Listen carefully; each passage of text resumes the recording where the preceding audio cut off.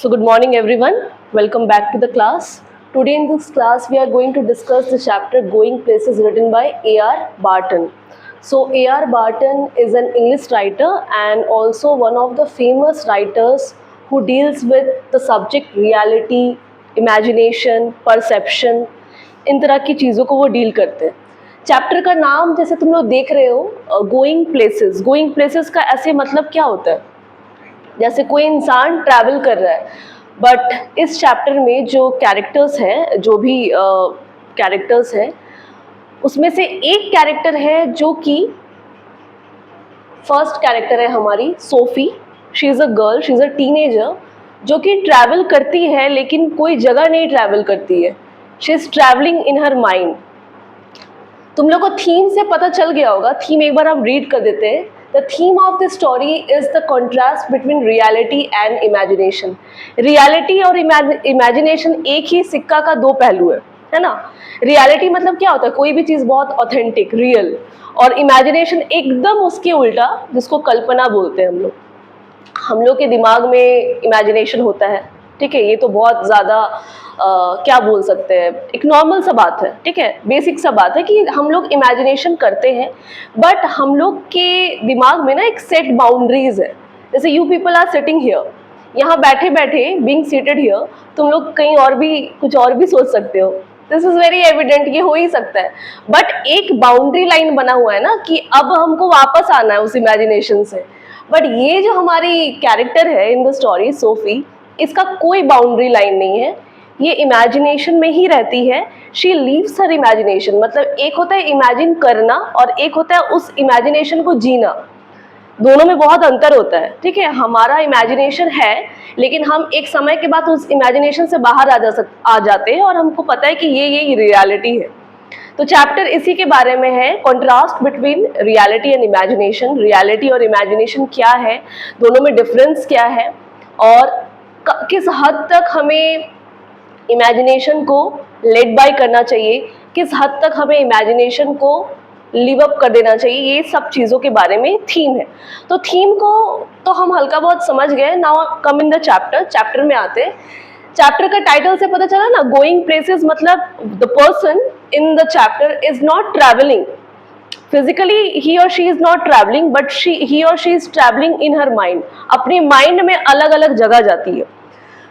Chapter में आते हैं. चैप्टर में जो फर्स्ट कैरेक्टर है सोफी ही इस चैप्टर की प्रोटैगनिस्ट है. She is a girl, she is a teenager जो कि स्कूल से आ रही है अपने फ्रेंड के साथ. फ्रेंड का नाम है जैंसी. ठीक है, दोनों they are returning back from the school and वो लोग साथ ही साथ बिस्किट फैक्ट्री में भी काम करते हैं, क्योंकि इनका जो बैकग्राउंड है वो बहुत ज़्यादा अच्छा नहीं है. वो लोग लोअर मिडिल क्लास फैमिली से आते हैं जहाँ पे ड्रीम्स देखते तो हो लेकिन उनको पूरा कैसे करते हैं वो उनको नहीं पता, क्योंकि लैक ऑफ मनी होता है, लैक ऑफ सपोर्ट होता है, तो कहाँ से कर पाएंगे. But this character, she is a day dreamer. जैसे कि मैंने लिख भी दिया है इस चैप्टर में, डे ड्रीमर मतलब जो बहुत ज़्यादा सपने देखता है. अब सपने देखना अलग बात है, सपने सिर्फ देखना तो नहीं है ना, उस पर काम भी करना है. कि सपने देख ही रहे हैं, हम करोड़पति बनेंगे तो हम ये करेंगे, उसके लिए you have to work for that particular dream. But ये लड़की जो है ये सपनों में रहती है, और जब वो स्कूल से वापस आ रही होती है, she and her friend Jansie, तो वो जैंसी को बताती है कि you know Jansie, I want to own a boutique. Boutique मतलब समझते हो? बुटीक मतलब होता है जहाँ पे डिज़ाइनर क्लोथ्स रहते हैं, जो फैशन डिज़ाइनर्स जो होते हैं बड़े बड़े, उनका अपना बुटीक होता है. ठीक है, तो बुटीक में क्या होता है, बड़े बड़े अभी तो अलग चीज़ हो गया, मतलब कि अच्छे अच्छे डिज़ाइंस के क्लोथ्स, डिज़ाइनर क्लोथ्स रहते हैं और उनको आप बेच सकते हो. तो ये लड़की बोलती है कि मुझे बुटीक ओन करना है. ठीक है, मतलब बुटीक में काम भी नहीं करना है, उनको बुटीक ओन करना है, खरीदना है. तो बोलती है कि हाउ इज इट पॉसिबल. उसकी फ्रेंड बोलती है, और उसकी फ्रेंड जो है इससे एकदम उल्टा है. मतलब ये है, अगर रियलिटी है तो ये है इमेजिनेशन. इस कैरेक्टर में ही है. ये एकदम एक फ्रेंड होता है ना जो हमेशा तुम्हारे बातों को काटता है, ऐसे कैसे हो सकता है. तो ये वही कैरेक्टर है Jansie. She is very practical, level headed. मतलब उसको पता है कि उसका सिचुएशन क्या है. उसको स्कूल से निकलने के बाद बिस्किट फैक्ट्री में काम करना है, उसको अपना घर का सिचुएशन पता है. बट ये लड़की को पता होने के बावजूद भी शी लिव्स हर ड्रीम, वो अपने ड्रीम को जीती है। तो जैंसी क्या करती है, वो उसको कट करती है उसकी बातों को और बोलती है कि तुम ऐसे कैसे कर सकती हो, बुटीक ओन करने के लिए उसके लिए आपको पैसे चाहिए, सपोर्ट चाहिए, फैमिली का सपोर्ट तो मिलने वाला है नहीं क्योंकि हम लोग स्कूल ही मुश्किल से जा पाते हैं, तो फिर बुटीक कहाँ से अर्न करोगी। तो बोलती है कि हाँ हाँ बुटीक अर्न हो जाएगा, उसके लिए मैं क्या करूंगी, मैं एक्ट्रेस बन जाऊंगी, पहले एक्ट्रेस बन जाऊंगी। अब एक्ट्रेस सारा दिन तो काम करती है नहीं, उनका एक पर्टिकुलर टाइम रहता है कि हाँ 3 महीने में ये मूवी कंप्लीट हो जाएगी, तो उन पैसों को मैं बचाकर रखूंगी और उससे मैं बुटीक खोलूंगी। तो बोलती है अच्छा सिर्फ एक्ट्रेस बनने से तुम्हारा बुटीक बन जाएगा। तो वो साथ में बोलती है नहीं नहीं, मुझे फैशन डिजाइनिंग भी करना है और मैं फैशन डिजाइनर भी बनूंगी, उससे भी थोड़ा थोड़ा जो पैसा आएगा, क्योंकि पहले तो तुमको अभी जैसे फैशन डिजाइनर्स जो बहुत फेमस इंडियन फैशन डिजाइनर्स हैं जिनका नाम हम सुनते हैं और हमको लगता है कि अच्छा इनके नाम से ही चलता है, कपड़े जो है उनके नाम से ही चलते हैं कि अच्छा ये डिजाइनर है तो हमको इसका कपड़ा लेना है। तो वो पहले बोलती मुझे तो पहले फैशन डिजाइनर बनना पड़ेगा और मैं किसके जैसा बनूंगी, एक बहुत बड़े इन्फ्लुएंशियल फैशन डिजाइनर है मेरी क्वेंट। तो वो बोलती है कि मैं उनके जैसा बनूंगी और साथ साथ एक्ट्रेस भी बन जाऊंगी और फैशन डिजाइनर भी बन जाऊंगी, दोनों का पैसा कलेक्टिवली जमा होगा और उसके बाद मेरा बुटीक बन जाएगा। That is her dream and वो उसको एकदम विविडली बोल रही है, बहुत आउटस्पोकन है, क्लियरली। मतलब सोचने से पहले आप 100 बार बोलने से पहले आप 100 बार सोचते हो अब हम क्या बोले, अब हम क्या बोले। लेकिन इसका वही है कि हवा में पैलेस बनाना, जो कि बन भी चुका है उसके हेड में, ठीक है। तो उसका पैलेस रेडी है और जैंसी उसके बाद से एकदम ज्यादा एग्री नहीं होती है और वो बोलती है कि तुम अपने सपनों में ही रहो, इसके बाद बिस्किट फैक्ट्री जाना है काम करने के लिए, तो तुम सपनों में ही रहो, मैं तो चली काम करने के लिए। तो ये जो सेक्शन है वो एंड हो जाता है। अब ये लड़की जो है ना, तुम लोग बच्चों को देखे हो अगर, वो ना बहुत स्टोरीज कुक करते हैं, बहुत स्टोरीज बनाते हैं और वो स्टोरीज पे ना स्टैंड बाय करते हैं, मतलब कि ऐसा नहीं है कि स्टोरी बोली हाँ ऐसा हुआ है, ऐसा देखा है। तो ये वही लड़की है। अब यहाँ तो उसका जमा नहीं, जो भी उसने बनाया स्टोरी, अब वो घर जाती है।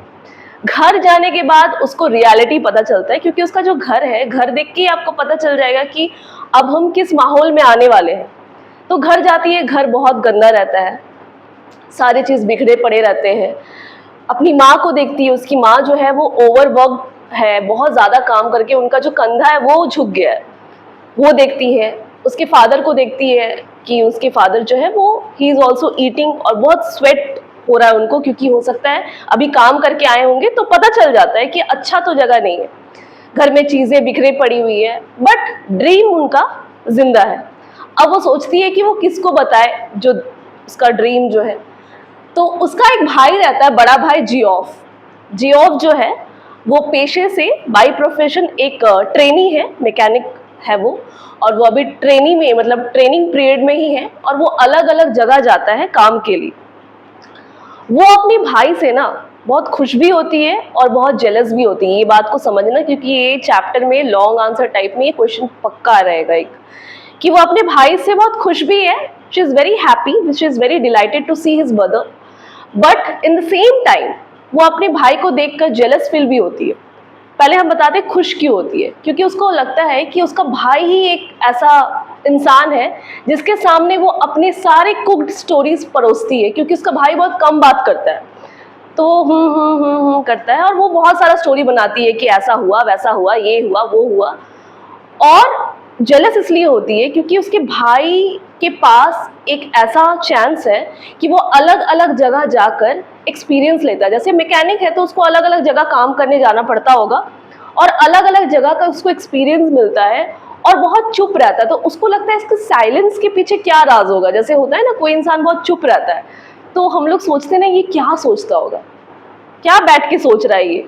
तो वो हमेशा सोचती है कि मेरा भाई जो है वो कुछ शेयर नहीं करता, बहुत ज्यादा शांत है, वो क्या सोचता होगा, क्योंकि ये हर दिन अलग अलग जगह जाता है फॉर हिज वर्क, उसका वर्क प्रायोरिटी है तो वो जाएगा ही काम के लिए, लेकिन अपने साथ वो एक्सपीरियंस भी लेके आता है। तो वो सोचता है कि वो तो घर पे ही रहती है लेकिन उसका भाई कितना अच्छा अलग अलग जगह जाता है, he is having different experiences, but he is not ready to share with her, उसके साथ वो शेयर करने के लिए रेडी नहीं है। तो ये सोचती ये ना शेयर करे तो यही शेयर करती है। अब वो उसके पास जाती है तो उसका भाई पहले ही बोल देता है कि देखो तुम कोई नया स्टोरी लेके आई हो तो आई हैव नो टाइम, मेरा काम चल रहा है। वो कुछ मोटरसाइकिल का कुछ पार्ट को ठीक कर रहा होता है, तो वो उसको जाके पहले ही बोल देता है कि देखो मेरा काम चल रहा है, तुम फिर कोई अपना स्टोरी लेके मत आओ। लेकिन again Sophie being Sophie, Sophie जाके बताती है कि यू नो व्हाट, आज क्या हुआ। तुम्हें क्या हुआ कि आज मैंने ना डेनी केजी को देखा। अब डेनी केजी इंडिया के विराट कोहली है, ठीक है, he is very famous there, Ireland के हैं, अभी भी है, फुटबॉलर है और बहुत ज़्यादा मतलब कि उनको वो ना मतलब कि सब उनको आइडलाइज भी करते हैं। और सबको ऐसा एक बार लगता है, लाइफ में होता है ना, तुम्हारे जो भी आइडल होते हैं तुमको लगता है कि एक बार मिलेंगे। तो जैसे यहाँ पे महेंद्र सिंह धोनी है, विराट कोहली है, प्लेयर्स में और भी बहुत सारे, पहले तो सचिन तेंदुलकर थे। तो डेनी केजी वहाँ के एक बहुत ही बड़े फुटबॉलर है और सारे लोगों को ऐसा लगता है कि लाइफ में एक बार तो डेनी केजी से मिलना पड़ेगा। तो वो बोलती पता है आज क्या हुआ। तो क्या हुआ कि मैंने ना डेनी केजी को देखा और उन्होंने मेरे से बात भी किया। अब वो उसका भाई बोलता है इतने सारे लोग तुमसे ही क्यों बात करेंगे। तो वो बोलती है कि नहीं नहीं, मेरा बात तो सुनो, पहले मेरा अच्छे से बात सुनो। मैं उनके पास गई और उतनी सारी भीड़ में उन्होंने मुझे बुलाया। मैं गई और मैंने उनको बोला कि sir I need autograph for my younger brother Derek, क्योंकि डेरेक जो है, जो छोटा भाई होता है, वो हमेशा एक्साइटेड रहता है सब चीज़ों के लिए। तो वो बोलती है कि मैं तुम्हारे लिए तो ऑटोग्राफ नहीं ले रही थी, पर मैं छोटे भाई के लिए मैं ऑटोग्राफ लेना चाहती थी। बट यू नो उनके पास ना पेन नहीं था और उनके पास कोई कॉपी भी नहीं था, तो मैं फिर उनसे कैसे ऑटोग्राफ लेती। बट ऐसा हुआ है, उसका भाई बहुत मेच्योर है, क्योंकि वो यूनिवर्सिटी पास्ड है, तो इतना दिमाग तो उसको होगा कि she is making some stories. तो वो उसको बोलता है कि तुम अभी जाओ, आराम से बैठो, बाद में तुम्हारे डेनी केजी के बारे में सुनेंगे। तो फिर वो ये यहाँ पे सेक्शन एंड हो जाता है। अब सब खाने के टेबल पे बैठे हुए और खाने के टेबल पे जाके जियोफ अपने फादर को बताता है कि पता है पापा आज क्या हुआ। तो क्या हुआ कि आज सोफी डेनी केजी से मिली है। उसके पापा बोले अच्छा बताओ और आगे का क्या प्लान है। एकदम बात को ही कट कर देते हैं। मतलब सोचो उसका क्या इमेज है हाउस में, क्योंकि वो हो सकता है एवरीडे जाके ऐसा बोलती होगी। तो वो बहुत ज़्यादा अग्रेसिव हो जाती है, बोलती है कि अच्छा तुमको विश्वास नहीं हो रहा है कि हम डेनी केजी से मिले हैं। वो वापस से वही चीज़ रिपीट करती है कि इतने लोगों में मैं बोल रही हूँ ना, ऑटोग्राफ वो मुझे देने वाले थे, और अगर तुमको विश्वास नहीं हो रहा है तो मैं उनसे अगली बार मिलने वाली हूँ, क्योंकि उन्होंने बोला कि इस बार तो ऑटोग्राफ नहीं मिला, अगली बार मिलेंगे और आप प्लीज मेरे से मिलिएगा। तो वो बोलती है अच्छा ठीक है, जाओ मिल लो, मिल के आओ, फिर बताना कि क्या हुआ। और एक काम करना, तुम जाके डेट भी कर लेना उनको, क्योंकि वो वो सब जैसे क्या नाम है, डेनी केजी जो है वो उस समय के अभी भी है। अगर तुम उनको गूगल करोगी तो he is a very charming person, good looking person. तो सारे लोग उनको लगता है कि हाँ, लड़कियां, girls generally they are after him कि कभी मिल ले। तो बोला तुम डेट करके आओ और बताना कि कैसा तुम्हारा मुलाकात रहा, फिर बाद में हम तुमसे बात करेंगे। तो वो तो ऐसा सोच रही है कि देखो किसी के बात करने के तहजीब से ही पता चल जाता है कि कौन तुम पे बिलीव कर रहा है, या वो लोग एकदम बिलीव नहीं कर रहे थे। हाँ हाँ ठीक है। उसके पापा तो सीधा बात काट देते कि हाँ बताओ आगे का क्या प्लान है। ठीक है, ये लोग का ना घर में एक रिचुअल होता है कि हर सैटरडे ये लोग फुटबॉल मैच देखने जाते हैं। और फुटबॉल मैच होता क्या किनका है, ये डेनी केजी का ही होता है। तो बोलते कि हाँ इस सैटरडे जाना है फुटबॉल मैच देखने के लिए। तो हमने हाँ हाँ सब कुछ चलेंगे। अब कमिंग सैटरडे ये लोग फुटबॉल मैच देखने जाते हैं और फुटबॉल मैच में रहते हैं डेनी केजी, और ये गोल करते हैं और उनकी टीम जो है जीत जाती है। तो ये लोग बहुत ज़्यादा ओवरजॉयड हो जाते हैं चीज़ को देखकर। फिर वो रिटर्न होती है, जब वो लौट रही होती है अपने भाई के साथ, उसका छोटा भाई के साथ वो ज़्यादा रहती है, क्योंकि जियोफ ज़्यादातर बहुत मैच्योर है और अपने काम में ही रहता है। तो ये जब लौट रही होती है तो इसको मिलती है जानसी। ठीक है, अब जानसी उसको चिढ़ाती है कि पता चला कि तुम डेनी केजी से मिल के आई हो। अब इसको आया गुस्सा, क्योंकि वो तो देखो जो झूठ बोलता है वो एक इंसान को झूठ बोलेगा, लेकिन उसको पता चला कि उसका झूठ हर किसी को पता चल रहा है, और कोई दूसरा इंसान आके तुम्हारे झूठ को पकड़ ले और तुम्हारे मुंह पे आके बोले अच्छा सुने तुम वहां घूम के आए हो, तो और बुरा लगता है। तो ये उसके साथ वही हुआ। उसको बोलती है, अच्छा सुने तुम डैनी केजी से मिल के आई हो, तो कैसा रहा तुम्हारा, हाउ वाज द मीटिंग, हमें भी जरा बताओ। उसको तो बहुत गुस्सा आता है कि कौन बताया, क्योंकि ये बात वो तो सिर्फ जियोफ को बताई थी, तो जियोफ ही जरूर बताया होगा। अब जियोफ का फ्रेंड रहता है फ्रैंक, मतलब कि जानसी का भाई। दोस्त दोस्त में ऐसा होता है कि मेरी बहन बता रही थी कि वो मिलके आई है, तो वो उसको तो आता है कि घर जाएंगे और जियोफ को बताएंगे कि हम उसको बताए थे और ये जाके फ्रैंक को बताया। फ्रैंक को पता है तो जानसी को पता चलेगा ही, क्योंकि दोनों सिबलिंग्स हैं। तो बोलती हाँ हाँ मिले थे, तो वो बात को उतना ज्यादा तवज्जो नहीं देती है। बोले हाँ हाँ मिले थे।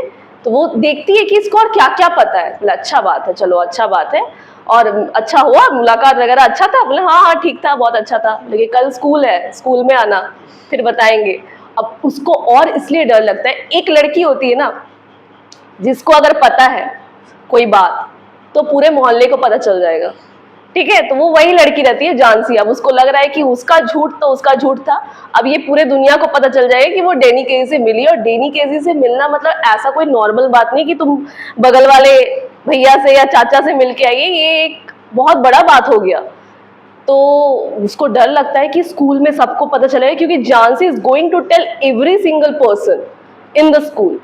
तो she was very afraid of that fact. तो वो सोचती है कि हो गया मेरा बंटाधार, अब हम घर जाके क्या करेंगे। अब वो जियोफ को सोचती है डांटेंगे, लेकिन वो फिर भी बोलती है और तुमको क्या क्या पता है, क्योंकि वो एक और बात बोली थी कि हम मीटिंग करने वाले हैं, अगली मुलाकात मेरी होने वाली है। जियोफ ने मुझे स्पेशली बुलाया है मिलने के लिए कि last time I didn't give you the autograph, this time I want to give you the autograph and I want to meet with you. तो वो ये सारा चीज सोचती है कि इसको पता है कि नहीं, कि इतना। तो वो देखती है कि नहीं, ये चीज इसको नहीं पता है, बस इसको यही पता है कि ये मिले हैं। वो घर जाती है, घर जाने के बाद वो अपने भाई को सीधा बताती है कि क्या बात है, तुमने बताया है क्या। तो उसका भाई हमेशा काम में रहता है, मुझे ये सब नहीं पता, जाओ जाओ। बोले कि अच्छा तुमको ऐसा लगता है ना कि मैंने झूठ कहा है, तुमको पता है डैनी केजी ने मुझे क्या क्या बताया है। बोले क्या क्या बताया, बताओ। लेकिन डैनी केजी ने बताया कि उसे दुकान खरीदना है एक, ठीक है, he would buy a shop further in the future, उसको ये करना वो करना। उतने कम मुलाकात में बताओ ये सब हमको कहाँ से पता चला। तो बोले ये सब तो तुम्हारा कुक स्टोरीज है, हम कैसे मान ले, ठीक है, क्योंकि कुछ मैगजीन में ऐसा तो छपा नहीं है, क्योंकि उस समय ये सब तो डिजिटल प्लेटफॉर्म था नहीं, मैगजीन्स में ही आता था। तो बोलते कि हम इतने श्योरली कैसे बता सकते, कोई इंसान बता रहा है और देखो हम बहुत जल्दी जल्दी बता रहे हैं, इसका मतलब सच बोल रहे हैं। वो खुद ही अपनी स्टोरी को खुद ही बिलीव कर रही है। तो वो उसको बहुत बात बताई। बोलते कि अच्छा ठीक है, तुम मिली हो, बहुत अच्छा बात है, ठीक है, अगली बार जब मिलोगी तुम्हारा कैसा डेट रहा तुमको जरूर बताना, ताकि हम पूरे मोहल्ले को बता सके कि मेरी बहन मिल के आई है डैनी केजी से।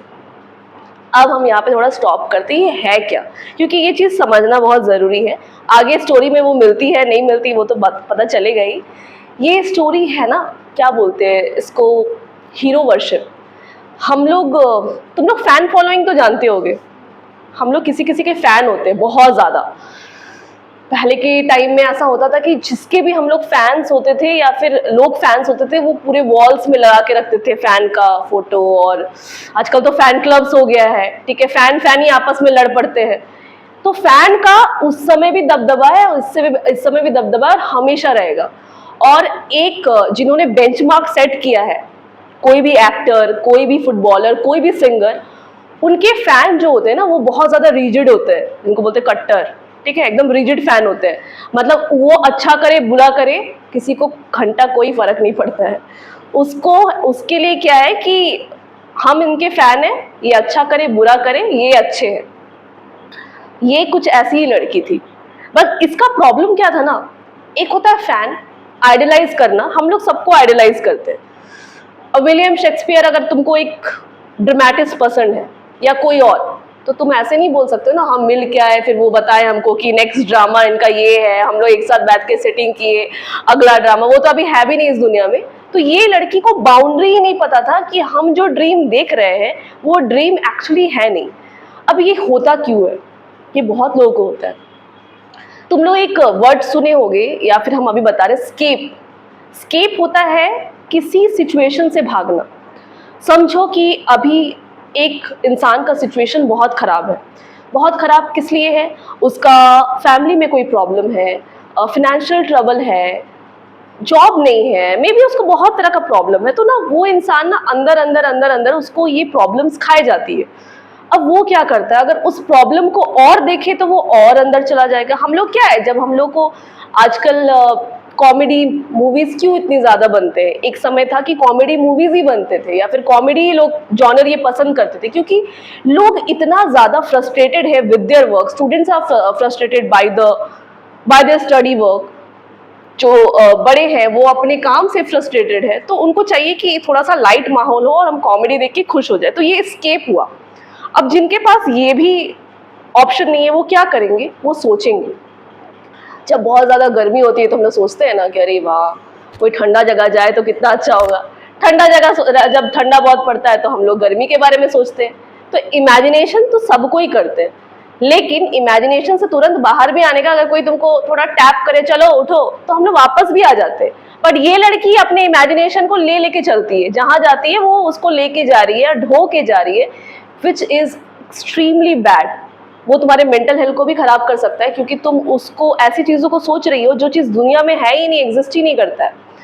तो ये लड़की को ये पर्सनैलिटी तो था ही उसका, और उसको खुद भी पता है कि शी इज़ रॉन्ग हियर, उसको खुद भी पता है this is not the fact, लेकिन फिर भी वो उसको अच्छा लग रहा है, she loves to accept the fact that कि वो किसी से मिल रही है या फिर वो किसी को आइडलाइज कर रही है।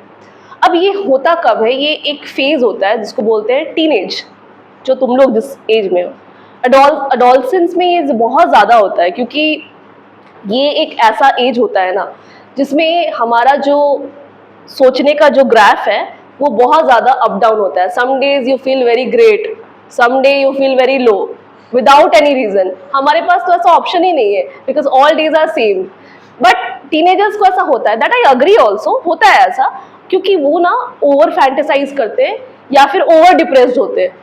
देखते हो किसी किसी, अभी डिप्रेशन का मतलब नहीं समझेंगे, लेकिन वो बोलेंगे जरूर I am very depressed, I am very depressed. I have seen students saying ma'am I am very depressed, why, what is the, अच्छा मैम ये नहीं है वो नहीं है, अरे ये तो छोटा सा प्रॉब्लम है, depression is a big word, is a harsh word. तुम कैसे, तुमको कोई चीज नहीं मिला तो उससे तुमको डिप्रेशन हो जाएगा, ऐसा हो सकता है? तो ये ऐसा पॉसिबल ही नहीं है। बट हाँ, लोग ऐसा करते हैं, कंसिडर इसलिए करते हैं क्योंकि उनको पता ही नहीं उसका मीनिंग का। अब ये टीनेजर्स को ही ज़्यादा होता है और वही सफ़र करते हैं, क्योंकि जो तुम लोग का ये एज है ना, उस एज को बोला ही गया है स्टॉर्म एज। स्टॉर्म एज मतलब कि ऐसा एज जिसमें तूफान आता है, कुछ कंट्रोल हो पाता है, नहीं कंट्रोल हो पाता, तो इसको बोला ही गया स्टॉर्म एज, इसको बोला गया गोल्डन एज। इसलिए बोला जाता है कि ये एज में बच्चे जो होते हैं वो या तो अच्छे डायरेक्शन में जाएंगे या तो बुरे डायरेक्शन में जाएंगे।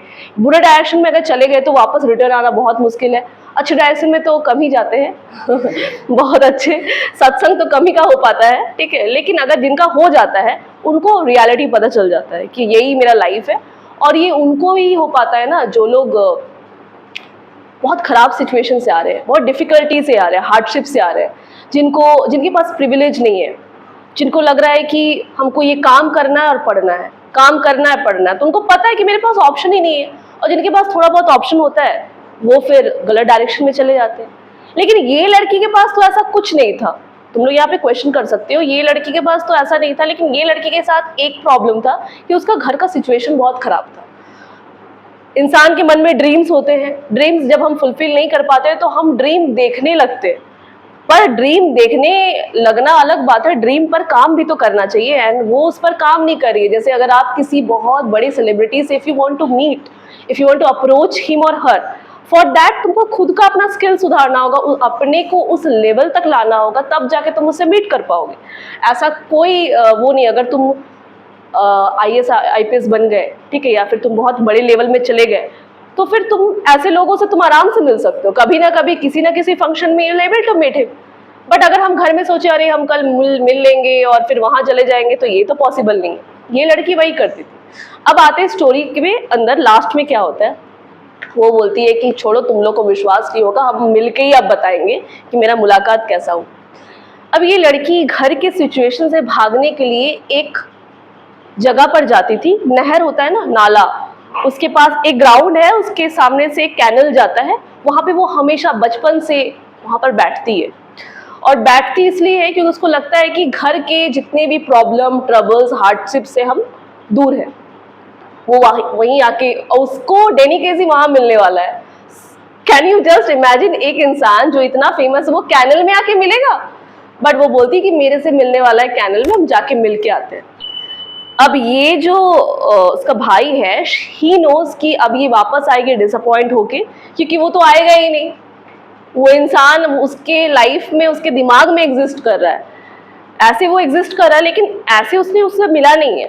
वो जाती है and she is in her imagination कि वो मिलेगी, मिलके वो बोलेगी ऑटोग्राफ दीजिए, फिर वो ऑटोग्राफ देगा, फिर वो उससे बात करेगी कि आपका दुकान खुलने वाला है, आप कौन सा दुकान खोलोगे, आप क्या करोगे, वो करोगे, फिर वो उसको बताएगी। तो वो बैठ के सिर्फ ड्रीम देख रही है, सिर्फ ड्रीम देख रही है। बहुत देर तक बैठती है, 15 मिनट हो गया, 20 मिनट हो गया, 25 मिनट हो गया, 40 मिनट हो गया, 1 घंटा से ज़्यादा हो गया, डैनी केजी नहीं आए। क्यों आएंगे, क्यों मिलेंगे? क्योंकि वो तो उनको जानती नहीं है पर्सनली। अंदर से उसको पता है कि this is the reality. Disappoint होती है बहुत ज़्यादा कि डैनी केजी नहीं आए, और उससे भी ज़्यादा डिसअपॉइंट वो क्या होती है बताओ? वो सोचती है कि हम तो ढिंडोरा पीट के आए घर में, हम तो पब्लिसाइज कर दिए हैं कि you know this particular person who is a very famous personality in Ireland, he wants to meet me, he wants to give me autograph, उसके लिए he has asked to meet me and it's a huge thing। तो वो सोचती है हम घर जाके कैसे फेस करेंगे, पापा पहले ही बोलेंगे और मिल गया ऑटोग्राफ, फिर भाई बोलेगा, फिर जैंसी बोलेगी, ऐसे करते करते सबको पता चल ही जाएगा। तो उसको बहुत बुरा लगता है। तो सोचो ऐसे होते, मतलब कि ये हमारा ब्रेन ऐसे प्रोसेस करता है कि हमें परवाह नहीं है कि हमारे साथ ये चीज़ हुआ कि नहीं, हमें परवाह है कि लोग अब क्या बोलेंगे, क्योंकि हमने तो बोल दिया है वो चीज़। बहुत डिसअपॉइंट होने के बाद वो उठती है, उठ के जाने के, अगर अभी आपको कोई इंसान नहीं मिला है तो अब आपके दिमाग में चीज़ आना चाहिए कि मेरे साथ ये नहीं हुआ है, now I have to accept the reality. तो वो रियलिटी को एक्सेप्ट करती है और आगे बढ़ती है।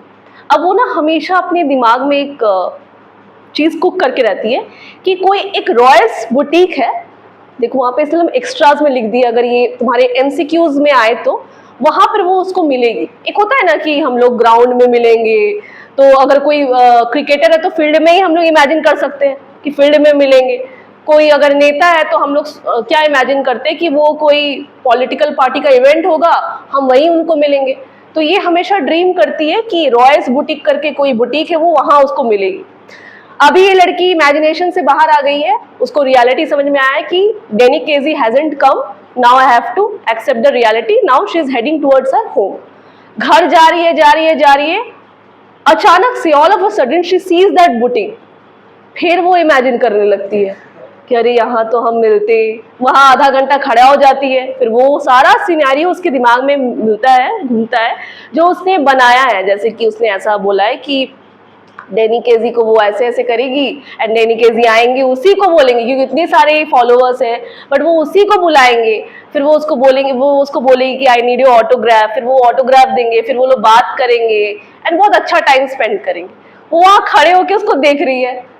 उसके बाद वो घर जाती है, घर जाने के बाद वो एक चीज़ देखती है कि उसके फादर घर घुस गए, तो अच्छा उसको लगा कि बाहर ही मिलते तो पूछते और डैनी केजी से, तो वो चीज़ उसको ये होता है।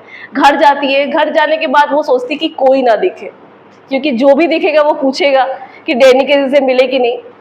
बट ये ऐसी लड़की है, इसको सब समझ में आ रहा है। अगेन कुछ दिन बाद उसको वही इमेजिनेशन आने लगता है और फिर वो वही चीज़ कुक करने लगती है। And in this particular seen the story ends, यहाँ पे स्टोरी एंड हो जाता है। It's a very small story. हमको लगता है कि जितनी भी स्टोरीज में ये सबसे स्मॉल है एंड ये सबसे ज़्यादा एक बोलते हैं ना कि हमें सीख देने वाला स्टोरी है, क्योंकि इमेजिनेशन और रियलिटी हमारे बोलते हैं ना परस्पर चलते हैं, मतलब साथ साथ साइमल्टेनियसली। तुम इमेजिन भी कुछ करोगे, रियलिटी भी होगा। बट इमेजिनेशन से भी ज़्यादा ज़रूरी है रियलिटी को एक्सेप्ट करना, no matter how hard the truth is. Acceptance अगर रहेगा तो हम लोग लाइफ में आगे बढ़ेंगे, एक्सेप्टेंस अगर नहीं रहेगा तो फिर हम लोग वही चीज़ करेंगे जो सोफ़ी कर रही है। फिर 4 इंसान को बताओगे, फिर 4 इंसान वही बोलेगा कि अच्छा ऐसा है। अब क्वेश्चन हमेशा एक चीज़ ऐसा आता है कि what is the major difference between these 2 characters, Sophie and Jansie. Sophie is a day dreamer, she lives her dream, है ना, वो ड्रीम देखती नहीं है, she doesn't has a vision, she lives her dream, dream को ही जी रही है. But this girl Jansie is very practical, she knows how her family works, she knows the situation of a family. लेकिन ये लड़की इसके अपोजिट है. तो अगर इसका और इसका कैरेक्टर स्केच तुमको कंट्रैक्ट करने अगर आया तो बना लोगे. ऐसे ऐसे हम आंसर राइटिंग सिखाएंगे. अभी स्टोरीज पे ज़्यादा फोकस कर रहे हैं क्योंकि एक ही दिन हमारे पास टाइम है, तो we have to cover up. तो ये क्वेश्चन हमेशा आता है, रिपीटेड फॉर्म में आता है कि ये और इनके बीच में क्या डिफरेंस है. कुछ हम एमसीक्यूज तुम लोग को बता देते हैं जो तुम लोग को रिवीजन के लिए बहुत अच्छा रहेगा. फर्स्ट है कि ये लोग की पूरे फैमिली कहाँ पर काम करते हैं? Biscuit factory. ये लड़की क्या क्या बनना चाहती है? ये लड़की को सबसे पहले एक चाहिए बुटीक, जो इसको ओन करना है, इस पे काम नहीं करना है, उसको खरीदना है, मतलब उसका होना चाहिए. उसके लिए वो सोचती है कि पहले वो काम करेगी, बन जाएगी एक्ट्रेस. एक्ट्रेस उसके दिमाग में ऐसा है कि एक्ट्रेस पूरा दिन काम नहीं करती है, आधा दिन काम करेगी, फिर वो बन जाएगी फैशन डिजाइनर. फिर ये दोनों का पैसा जब कलेक्टिवली जमा होगा तब वो अपना बुटीक खोल लेगी और बन जाएगी बहुत बड़ी फेमस फैशन डिजाइनर. किसके जैसा? Mary Quint. मैरी क्वेंट कोई होंगी फेमस क्या बोल सकते, fashion designer. Sophie is very different, extremely different. मतलब इसका जो कॉन्ट्रास्ट है सोफी, झांसी जो है सोफी का कॉन्ट्रास्ट है, जो कि बहुत ज्यादा प्रैक्टिकल है और लेवल हेडेड है. लेवल हेडेड मतलब समझते हो, मतलब अपने बात पे अड़े रहना. उसको पता है कि यही मेरा रियलिटी है और उसको कोई भी बटरिंग नहीं कर सकता. ये झांसी जो है ये वही लड़की, इसको कोई मैनिपुलेट, कितना बार बोली ये कि हम डेनी केजी से मिले हैं ये वो, बट ये नहीं मानी. उसको पता है कि अब नेक्स्ट हमारा करियर क्या है, बिस्किट फैक्ट्री में काम करना है, इससे बाहर हम निकल ही नहीं सकते. तो she is very well sorted. Danny KG बताते हैं कि बहुत फेमस क्या बोल सकते हैं इसको, फुटबॉलर है आयरलैंड के, एंड बहुत गुड लुकिंग है. लोग इनको आइडलाइज करते हैं. जो गर्ल्स स्पेशली जो होती हैं वो उनको उनके दे आर आफ्टर हिम, मतलब ऐसा लगता है कि इनसे मिले, बात करे. He is a very charming personality, has a very charming personality. अब ये सोफी का जो होता है एक ड्रीम बॉय होता है ना, वो ड्रीम इमेज है इसका. बस इसके साथ प्रॉब्लम क्या है कि इस ड्रीम इमेज को वो ड्रीम से ज़्यादा ही सोच ली है. मतलब कि थोड़ा जो इमेजिनेशन से जो ऊपर हो जाता है, मतलब कि वो सोच रही है कि ये उसे सच में मिलेगी और स्टोरीज कब करती है. जियोफ उसका एल्डर ब्रदर, जियोफ पे भी क्वेश्चन आता है क्योंकि जियोफ एक ऐसा लड़का है जो इसको बैलेंस करके रखा है. You know we have some friends, some companions in our life जो हमारे ना लाइफ को बहुत बैलेंस करते हैं. अगर तुम देखोगे, क्योंकि देखो अगर तुम्हारे साथ कुछ अच्छा नहीं हो रहा है, यू हैव योर पेरेंट्स जो कि तुमको हमेशा मोटिवेट करेंगे इन अ गुड वे. अरे ऐसा नहीं हुआ तो ऐसा हो जाएगा, टेंशन मत लो. तुम कुछ एक्सेस सोच रही हो, ओवर थिंकर हो, तो एक इंसान बहुत होगा जो तुमको प्रैक्टिकल फेज पे लाएगा कि इतना मत सोचो, ऐसा मत सोचो. तो हमारे लाइफ में ऐसे कुछ कुछ लोग होते हैं जो हमें ना बैलेंस आउट करते हैं. वैसे ही सोफी के लाइफ में जैंसी थी. सोफी डे ड्रीमर, ये प्रैक्टिकल, इसकी बात को काट देती. इसके लाइफ में इसका भाई था जियोफ जो कि प्रैक्टिकल लाइफ जी रहा है, काम कर रहा है, पैसे कमा रहा है. उसको उससे फर्क नहीं पड़ता है कि उसकी बहन क्या बोल रही है, उसकी बहन उसको किस तरह से मैनिपुलेट करी. वो उसको पता है कि मेरा क्या सिनेरियो है और ये इसको कभी तवज्जो नहीं देता उसकी बात को. ठीक है, ऐसा नहीं बोलता है कि हाँ ठीक है, उसके हाँ में हाँ नहीं मिलाता है और उसके बात को पूरी तरह से नकारता भी नहीं. ठीक है तुम मिल के आओ, वो तो उसको बोलता ही है, go and date him and then tell me कि क्या हुआ, व्हाट्स द सिनेरियो. तो ये ऐसा लड़का है, लेकिन वो उसको रियलिटी भी बताता है कि देखो ये है रियलिटी, ऐसा नहीं हो सकता है.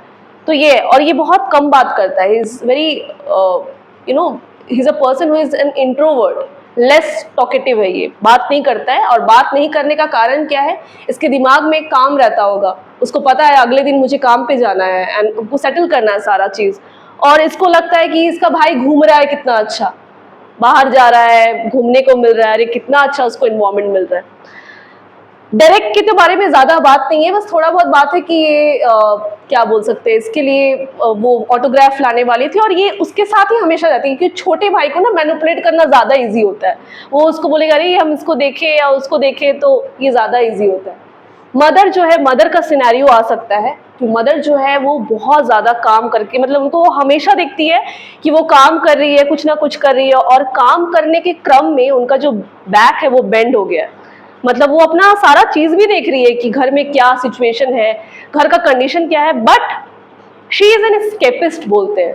यही वाला थीम से ही रिलेटेड तुम लोग एक चैप्टर पढ़ोगे इसी बार क्लास 12 में, तुम्हारे विस्टास बुक का first chapter the third level. Third level भी इसी चीज़ के बारे में, एक इंसान जो है वो मनगढ़ंत सोच लेता है कि जैसे प्लेटफॉर्म होता है ना, दो प्लेटफॉर्म, ट्रेन जहाँ पे स्टेशन होता है वहाँ पे प्लेटफॉर्म्स होते हैं, वो सोचता है कि वो तीसरा प्लेटफॉर्म देखा है और तीसरा प्लेटफॉर्म में घूम के भी आया है, फिर वापस आता है और फिर उसको वो प्लेटफॉर्म कभी नहीं मिलता है। और उसको ऐसा लगता है कि उसने टाइम्स ट्रैवल किया है। टाइम्स ट्रैवल मतलब होता है कि जैसे डोरेमोन अपने गैजेट से नहीं चला जाता था 19वीं सदी 18वीं सदी, तो वो उसको ऐसे ही लगता है कि उसने टाइम्स ट्रैवल किया है और अब उसको वो मिल नहीं रहा है। तो ये उससे थोड़ा सा, वो तो साइंटिफिक फिक्शन हो गया, लेकिन ये साइंस से रिलेटेड नहीं, ये नॉर्मल है हमारे, ये साइकोलॉजिकल स्टोरी है बाय द वे।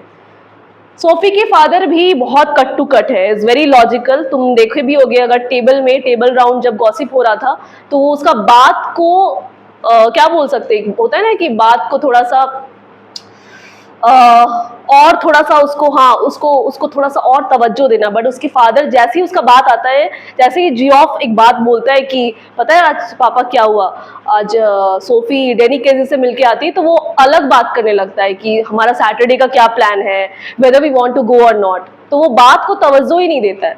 तो ये फादर भी बहुत शॉर्टेड थे। एंड लास्ट फ्रैंक का कोई वैसा है नहीं, बस इतना पता चलता है कि फ्रैंक जो है जानसी का ब्रदर है और जियोफ ने फ्रैंक को बताया था कि my sister has met Danny KG, and ये जाके जानसी को बता देता, फिर जानसी उसको बताती है कि ऐसा ऐसा बात है। स्टोरी में कहीं दिक्कत